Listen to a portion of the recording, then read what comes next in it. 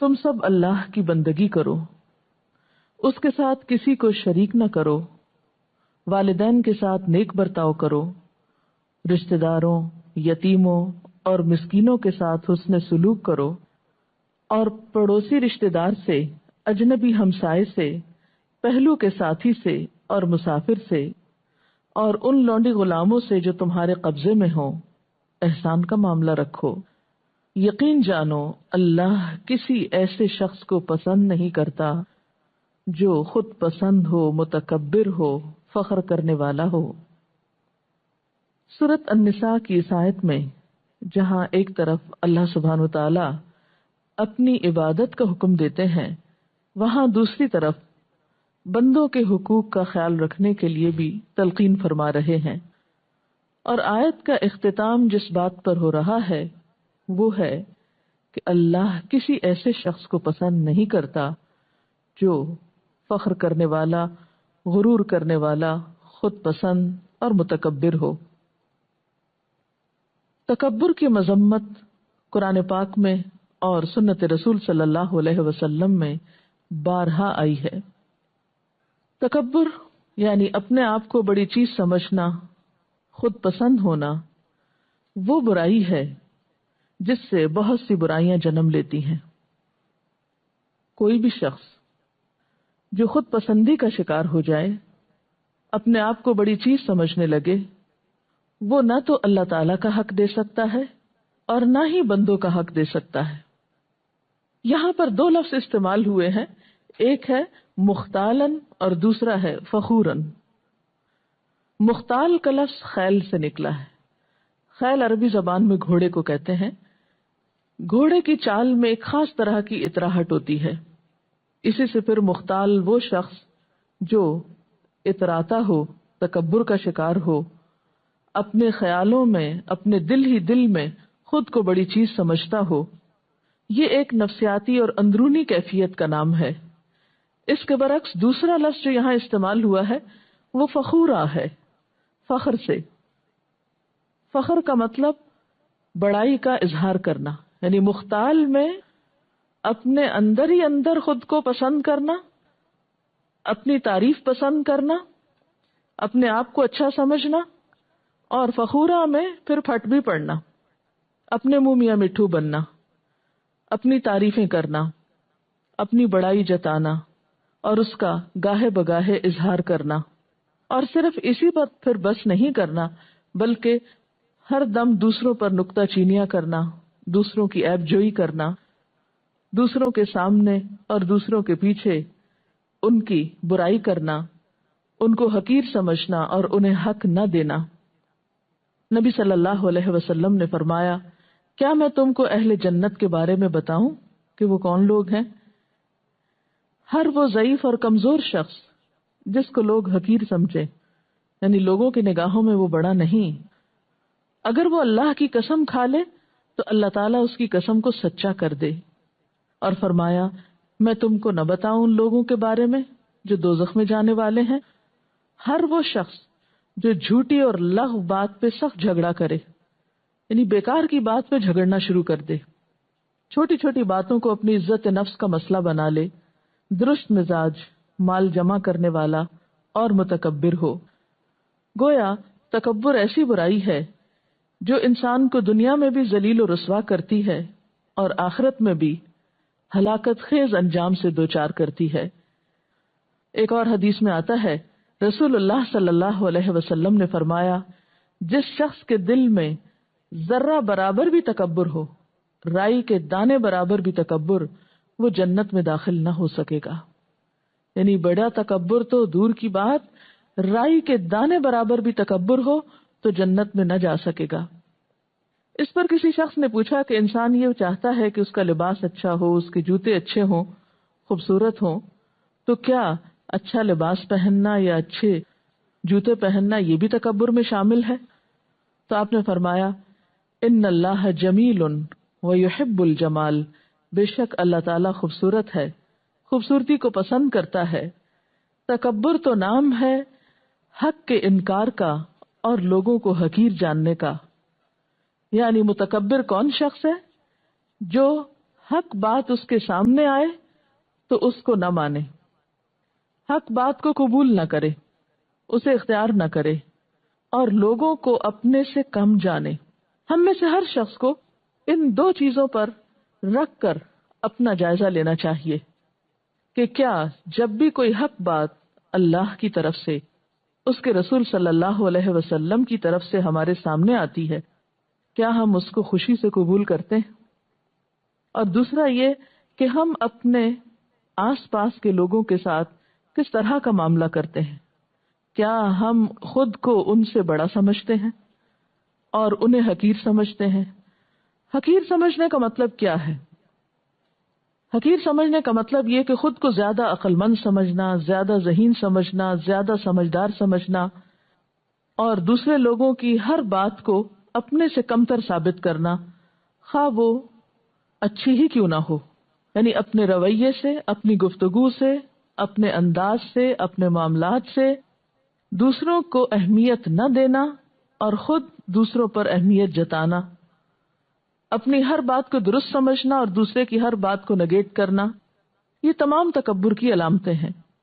تکبر میں مبتلا شخص حق بات سننے کی بھی جرت نہیں کرتا، وہ پھر حق کو سننا بھی نہیں چاہتا، وہ خیر اور بھلائی کی طرف توجہ ہی نہیں کرتا، اس کو اپنانا اور اس پر عمل کرنا تو دور کی بات۔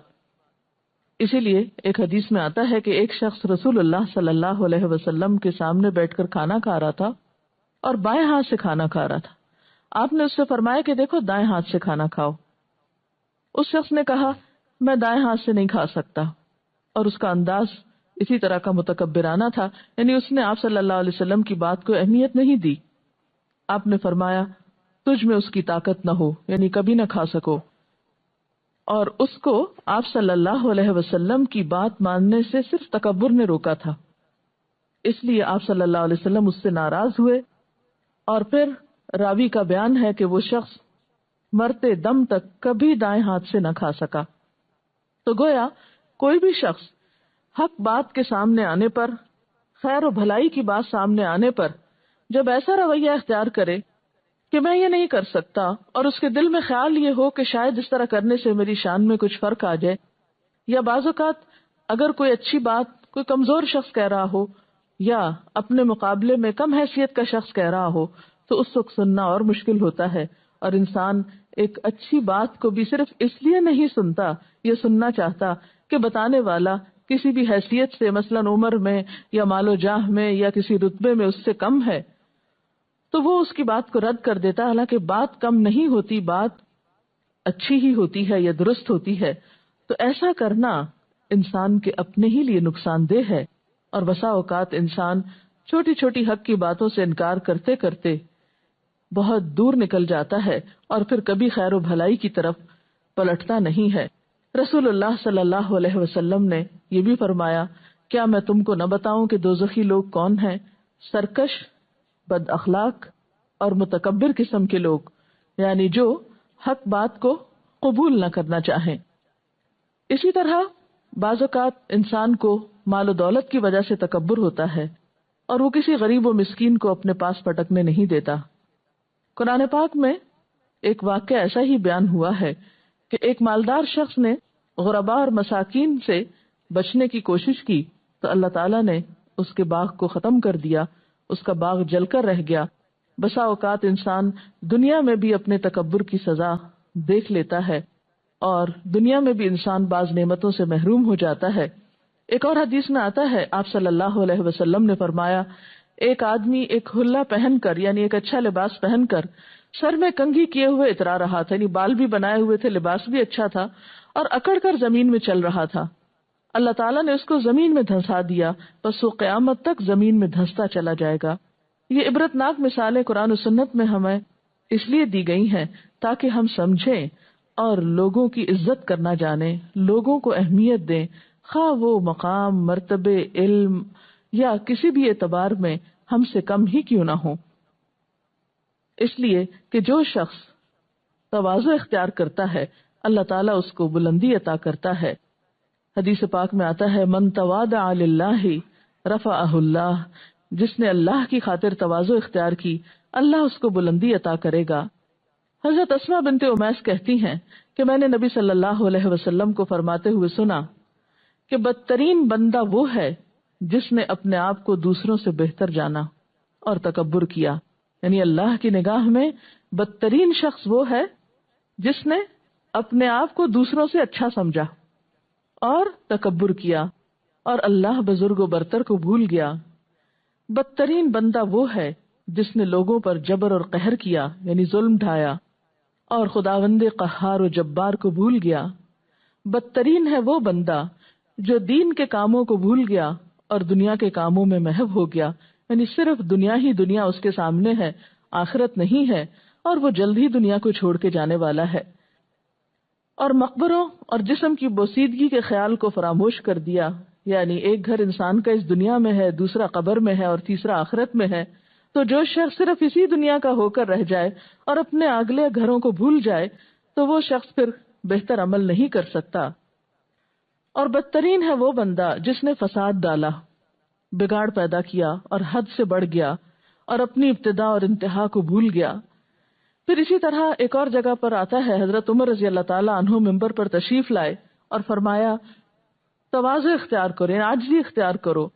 میں نے نبی صلی اللہ علیہ وسلم کو یہ فرماتے ہوئے سنا ہے کہ جو شخص اللہ کی رضامندی حاصل کرنے کے لیے تواضع سے کام لے گا، اللہ تعالیٰ اس کے مرتبے کو بلند کر دے گا۔ وہ انسان اپنے آپ کو اپنی نگاہوں میں حقیر سمجھتا ہے، کم چیز سمجھتا ہے، اور لوگوں کی آنکھوں میں وہ بزرگ و برتر ہوتا ہے۔ ہم سب اس حدیث پر بھی اپنے آپ کو پرکھ سکتے ہیں کہ ہم اپنے بارے میں کیا سمجھتے ہیں۔ تو بہترین انسان کون ہے؟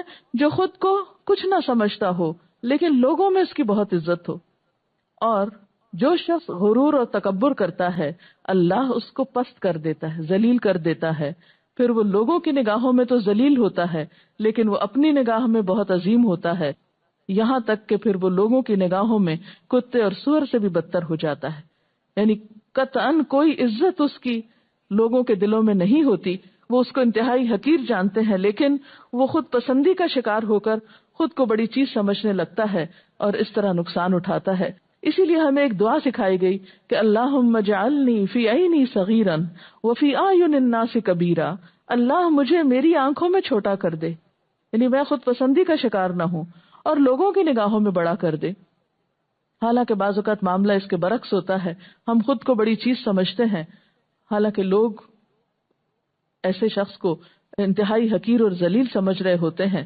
تو انسان کی عقل مندی اسی بات میں ہے کہ وہ سب کچھ کرنے کے بعد بھی یہ سمجھے کہ ابھی اس نے کچھ نہیں کیا، اور بڑے سے بڑا نیکی کا کام یا دنیاوی اعتبار سے بڑے سے بڑا کارنامہ کرنے کے بعد بھی اپنے آپ کو ان لوگوں سے کمپیئر کرے جو اس سے بڑے کام کر چکے ہیں۔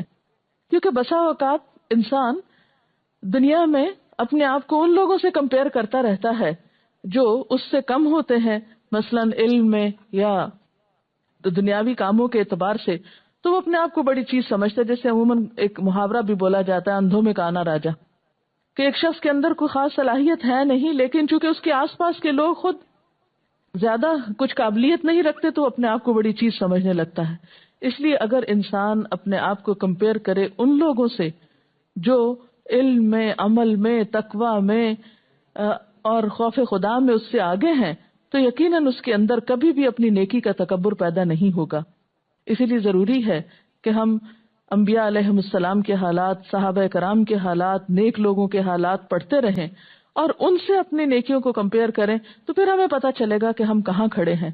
اور اگر ہم صرف آج کے لوگوں میں دیکھتے رہیں کہ باقی سب لوگ تو کچھ نہیں کر رہے اور ہم بہت نیک کام کر رہے ہیں، تو ایسے میں پھر تکبر جیسی ناپسندیدہ چیز انسان کے اندر پیدا ہونے کا امکان ہے، جو سراسر انسان کے لیے نقصان دہ ہے۔ حضرت ابو ہریرہ کہتے ہیں کہ نبی صلی اللہ علیہ وسلم نے فرمایا، 3 چیزیں نجات دینے والی ہیں اور 3 چیزیں ہلاک کر دینے والی ہیں۔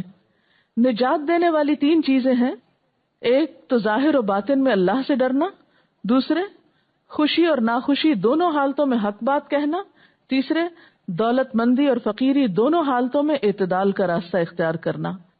اور ہلاک کرنے والی چیزیں وہ خواہش نفس جس کی پیروی کی جائے، یعنی جو دل میں آئے انسان وہی کرنا شروع کر دے، وہ حرص اور بخل جس کا انسان غلام بن جائے، اور تیسرے آدمی کا اپنے آپ کو دوسروں سے برتر خیال کرنا، یہ بدترین صفت ہے جو کسی انسان کو ذلیل و رسوا کر کے رکھ دیتی ہے۔ نبی صلی اللہ علیہ وسلم نے ایسے لوگوں کا انجام بھی بہت بھیانک بتایا کہ قیامت کے دن تکبر کرنے والے چیونٹیوں کی شکل میں اٹھائے جائیں گے، ہوں گے انسانی شکل میں لیکن ان کا سائز چیونٹیوں جیسا ہوگا، اور وہ لوگوں کے پاؤں میں روندے جائیں گے۔ ذلت و خواری ان کو ہر طرف سے گھیرے میں لیے ہوئے ہوگی، اور ان کو جہنم کے ایک قید خانے کی طرف لے جایا جائے گا جس کا نام بلس ہے، یعنی ہانکا جائے گا۔ ان کے اوپر آگ ہوگی اور ان کو دوزخیوں کا نچوڑ یعنی خون اور پیپ اور کچ لہو پلایا جائے گا، یعنی یہ ان کی غذا ہوگی، کیونکہ دنیا میں وہ تکبر سے کام لیتے رہے۔ اس کے برعکس اللہ سبحانہ و تعالیٰ نے نبی صلی اللہ علیہ وسلم اور صحابہ کرام کو ہمیشہ تواضع اور نرمی کے ساتھ پیش آنے کی تلقین فرمائی۔ قرآن پاک میں اللہ تعالیٰ فرماتے ہیں وَخْفِضْ جَنَاحَكَ لِمَنِ اتَّبَعَكَ مِنَ الْمُؤْمِنِينَ، اور جو مومن تمہارے پیروکار ہو گئے ہیں ان کے ساتھ تواضع سے پیش آئیے۔ یہ اللہ کے رسول صلی اللہ علیہ وسلم سے کہا جا رہا ہے، اور اسی طرح اہل ایمان کے لیے بھی تواضع کی صفت نہایت پسندیدہ ہے، اور اس بات سے خاص طور پر روکا گیا ہے کہ کوئی شخص اپنی پاکیزگی کی حکایتیں بیان کرے یا اپنے آپ کو سچا ثابت کرے یا اپنی نیکی کے دعوے کرے۔ قرآن پاک میں اللہ تعالیٰ فرماتے ہیں فَلَا تُزَكُّوا أَنفُسَكُمْ، اپنے آپ کو پاکیزہ مت کہو، اپنے آپ کو نیک مت کہو، هُوَ أَعْلَمُ بِمَنِ اتَّقَىٰ، وہ زیادہ بہتر جانتا ہے کہ تقوی والا کون ہے۔ اس لیے ہم سب کے لیے یہ بات لازم ہے کہ ہم تکبر اور خود پسندی کی راہ چھوڑ کر تواضع کی راہ اختیار کریں، کیونکہ یہی دنیا اور آخرت کی سعادت کا ذریعہ ہے۔ اللہ تعالی ہمیں اس پر عمل کی توفیق عطا فرمائے۔ اگر آپ کے ذہن میں کوئی سوال ہو تو آپ کر سکتے ہیں۔ جی، اکثر کہا جاتا ہے کہ اپنی صلاحیتوں کو پہچانیں، تو کیا صلاحیتوں کا اظہار کرنا یا ان کا استعمال بھی فخر میں آتا ہے؟ صلاحیتوں کا استعمال تو فخر میں نہیں، لیکن صلاحیتوں کا اظہار کہ میں یہ بھی کر سکتی ہوں، میں یہ بھی کر سکتی ہوں، اور ایک شیخی بکھارنے کے انداز میں بات کرنا، یہ سخت ناپسندیدہ ہے، کیونکہ انسان کی بڑائی کی سب سے بڑی گواہی اس کا عمل ہوتا ہے۔ صرف زبان سے کہنا کچھ بھی فائدہ نہیں دیتا۔ خود کو پہچاننا بہت ضروری ہے، پہچان کر اپنی صلاحیتوں سے کام لینا بہت ضروری ہے، لیکن ان باتوں کا لوگوں کے سامنے اظہار اور تکرار یہ ناپسندیدہ ہے، اس لیے کہ وہ لوگوں کے لیے ایک مصیبت بن جاتا ہے۔ اس کے تعلقات کبھی بھی لوگوں کے ساتھ اچھے نہیں ہو سکتے، وہ فساد اور بگاڑ پیدا کرنے کا سبب بنتا ہے معاشرے کے اندر، وہ لوگوں کا سکون اور چین برباد کرتا ہے۔ ظاہر ہے کہ جس شخص کے اندر تکبر ہوگا وہ چھوٹی چھوٹی بات میں غصے میں آ جائے گا، وہ کبھی بھی اپنے اوپر تنقید برداشت نہیں کرے گا، وہ کبھی بھی اپنے کسی حق سے دستبردار نہیں ہوگا کسی جھگڑے کو ختم کرنے کے لیے۔ یعنی اگر غور کیا جائے تو جتنی بھی اخلاقی برائیاں ہیں ان کا آغاز تکبر سے ہوتا ہے۔ مثلا جھوٹ کو آپ دیکھیے تو وہ انسان کیوں بولتا ہے؟ کہ سچ بولنے میں اس کی بے عزتی ہوتی ہے۔ غصہ کیوں کرتا ہے؟ کہ اس کو اپنے مرضی کے خلاف کوئی بات سخت ناپسند آئی ہے۔ غیبت انسان کیوں کرتا ہے؟ جب اس کو پتا چلتا ہے کہ کوئی شخص اس کے مقابلے میں اونچا جا رہا ہے تو فوراً لیگ پولنگ شروع کر دیتا ہے، بیک بائٹنگ شروع کر دیتا ہے، لوگوں کی نگاہوں میں اس کو گرانے لگتا ہے۔ انسان تانے کب دیتا ہے؟ مذاق کب اڑاتا ہے؟ اگر غور کیا جائے تو جتنی بھی اخلاقی خرابیاں ہیں وہ سب تکبر سے جنم لیتی ہیں، اور پھر جب انسان بد اخلاق ہے تو وہ جنت میں جانے کے لائق ہی نہیں۔ جنت بد اخلاق لوگوں کے لیے نہیں ہے، وہ تو پرسکون بستی ہے جس میں صرف وہ لوگ جائیں گے جو پرامن طریقے سے رہنا جانتے ہوں، فساد اور بگاڑ کرنے والے نہیں۔ اسی لیے قرآن پاک میں آتا ہے کہ تلک الدار الآخرۃ نجعلها للذین لا یریدون علوا فی الارض ولا فسادا، یہ آخرت کا گھر تو ہم نے ان لوگوں کے لیے بنایا ہے جو دنیا میں اپنی بڑائی نہیں چاہتے اور فساد نہیں کرنا چاہتے۔ والعاقبۃ للمتقین، عاقبت یا آخرت تو تقوی والوں کے لیے جن کے اندر خدا کا خوف ہے اور جو عاجزی کے ساتھ رہتے ہیں اس زمین پر۔ ہم اپنے اندر سے تکبر کو کیسے دور کر سکتے ہیں؟ کچھ عملی ٹپس بتا دیں۔ ہم اپنے اندر سے تکبر نبی صلی اللہ علیہ وسلم کی سنت پر عمل کرتے ہوئے دور کر سکتے ہیں۔ مثلاً آپ دیکھیے کہ آپ صلی اللہ علیہ وسلم بچوں کو آگے بڑھ کے سلام کرتے تھے۔ ایک موقع پہ آپ نے فرمایا جو سلام میں پہل کرتا ہے اس کا دل تکبر سے خالی ہوتا ہے، یعنی آپ کسی کو دیکھتے ہیں تو اس انتظار میں نہیں رہتے کہ آپ کی بہت اہمیت ہے وہ آگے آئے اور آپ کو سلام کرے، نہیں، آپ خود آگے بڑھ کے سلام کرتے ہیں۔ پھر اسی طرح آپ صلی اللہ علیہ وسلم بچوں کو سلام کیا کرتے تھے۔ آپ کمزوروں کی بات کو بھی اتنی ہی اہمیت دیتے تھے جتنی طاقتور لوگوں کی بات کو۔ اللہ تعالیٰ سے دعا ہے کہ ہمیں عمل کی توفیق دے اور ہمارے اندر سے تکبر کا ہر ذرہ دور کر دے اور ہمیں حقیقی معنوں میں عاجزی سے نوازے۔ وآخر دعوانا ان الحمد للہ رب العالمین۔ سبحانک اللہم وبحمدک، نشہد ان لا الہ الا انت